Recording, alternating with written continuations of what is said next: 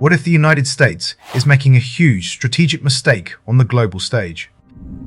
And what if the solution to a nation's housing crisis lies in simply getting government out of the way? In just a few minutes, we're diving into these critical insights and more based on a revealing interview with Pierre Poilievre by the Diary of a CEO. Pierre Poilievre, a prominent figure in Canadian politics, suggests that the US decision to go it alone globally is a significant error. He argues that America would be stronger by collaborating with traditional Western allies, especially Canada. Canada possesses the world's fourth largest oil supply and critical strategic minerals. Poilievre emphasizes that these resources could offer immense strategic importance to the US, provided Canada is treated as a friend and trade is tariff-free. He also addresses the escalating tensions with Iran, stating that the Iranian government is hostile and dangerous, particularly given its pursuit of nuclear weapons. Poilievre believes that any action to prevent Iran from acquiring nuclear capabilities is necessary for global peace. But what about the challenges closer to home, specifically within Canada's economy? Poilievre highlights a severe affordability crisis in Canada, characterized by overtaxation, suppressed wages, and a housing market that's out of reach for many. He points out that young people struggle to start families, and the working class feels increasingly frustrated. A major contributor to this crisis is government bureaucracy, which leads to slow building permits and excessive taxes on new homes. This makes Canada, despite its vast land, one of the most expensive places to own a home in the G7. Another critical factor is monetary inflation. The money supply in Canada has increased 8 times faster than the housing supply over the last decade. This devalues currency and disproportionately harms the working class, who are the last to benefit from new money entering the system. This economic strain has seen Canada's global happiness ranking plummet from 5th to 25th. Food price inflation is also the worst in the G7, driven by hidden taxes and regulations on agricultural production. So, how did Pierre Poilievre's unique background shape his political and economic views? Poilievre was adopted at 16 by school teachers and grew up in working-class neighborhoods. He experienced firsthand the impact of high interest rates when his family lost their properties and home, instilling in him a deep admiration for working people. He later met his biological mother and father, understanding the selfless decision for his adoption. His adoptive mother's graciousness in supporting this reunion left a lasting impression on him. His adoptive father's journey, including coming out as gay, and his mother's resilience despite childhood scars, taught him profound lessons: to love people for who they are, to be true to oneself, and never to hide one's scars. These formative experiences laid the groundwork for his political philosophy, deeply rooted in classical economic thought. Poilievre draws heavily from Adam Smith's works, particularly The Wealth of Nations and The Theory of Moral Sentiments. He champions free enterprise, where voluntary exchange benefits everyone, guided by the invisible hand of the market. He emphasizes that Smith's philosophy isn't just about self-interest, but also fellow feeling, the human capacity for empathy and finding joy in others' well-being. This, he argues, is the best of human nature. He critiques socialist ideology for its contradictory view of human nature, suggesting it assumes people are selfish in the private sector but angelic in government. Poilievre believes that concentrating power, as socialism tends to do, brings out the worst in human nature. His core mission is to disperse power, advocating for a bottom-up system with maximum freedom and agency for individuals. Government's role, he states, should be limited to what people cannot do for themselves. So, what are his proposed solutions to Canada's economic woes?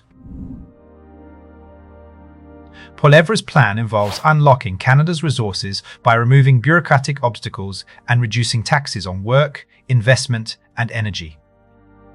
This would spur private investment and increase output of essential goods. To address the housing crisis, he proposes having the fastest building permits in the world and making home construction tax-free. This would allow Canada to double its current home building rate and restore affordability. He points to countries like Switzerland and Singapore as examples of success through free enterprise, low taxes, and small government.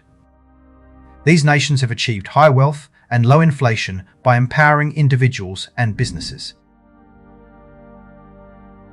Beyond economics, Poilievre also addresses the complexities of immigration and the looming impact of artificial intelligence. He links declining birth rates to economic constraints, arguing that young people can't afford homes to raise families. He also suggests that some corporations have exploited the immigration system to suppress wages and inflate housing costs. His solution is a controlled, orderly immigration system that caps numbers and ensures population growth doesn't outpace housing, healthcare, and job availability. He also advocates for removing bureaucratic gatekeepers that prevent skilled immigrants from working in their professions. Regarding AI, Poilievre acknowledges the potential for job disruption, especially in entry-level white-collar roles. He questions whether this technological revolution is fundamentally different due to its unprecedented speed and global reach. His guiding principle for AI policy is to ensure it empowers people, giving them more agency and freedom to pursue meaningful lives rather than replacing them entirely. He believes the cost savings from AI should genuinely lower the cost of living, not be inflated away. How does a leader navigate such complex challenges, and what personal philosophies guide him? Poilievre embraces Stoicism, drawing lessons from thinkers like Marcus Aurelius. He emphasizes focusing on what is within one's control, which he finds crucial for mental peace and effective action, especially after an election loss.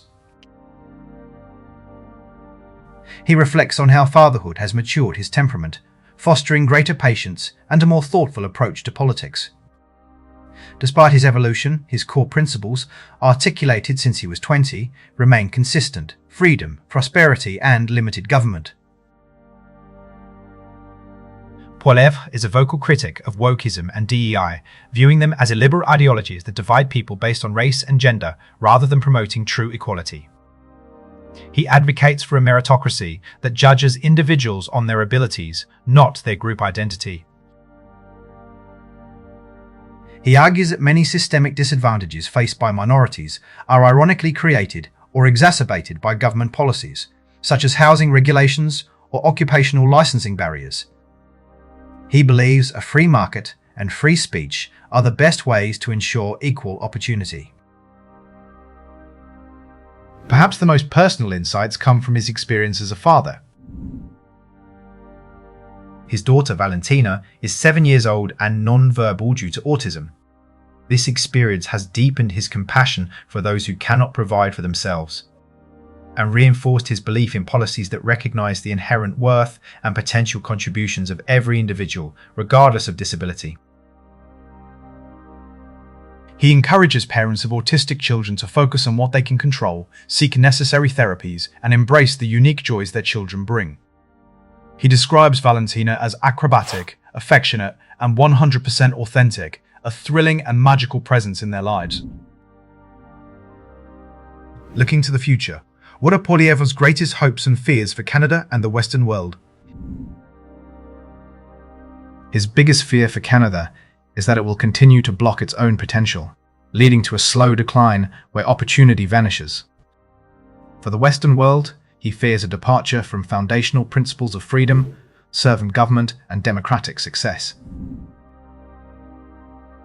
Despite these concerns, he remains optimistic about Canada's future, believing it has the resources, diverse population, and potential to become an incredible, envy of the world nation if the right policies are implemented. This conversation offers a rare, candid look into the mind of a potential future leader, covering everything from global politics to deeply personal reflections. If you found these insights compelling, there's much more to explore. We encourage you to watch the full, extensive interview on the Diary of a CEO channel to delve deeper into these crucial topics. You'll find the link to the complete video in the description below. Enjoying quick summaries like this and saving time? There's more coming, so hit that subscribe button.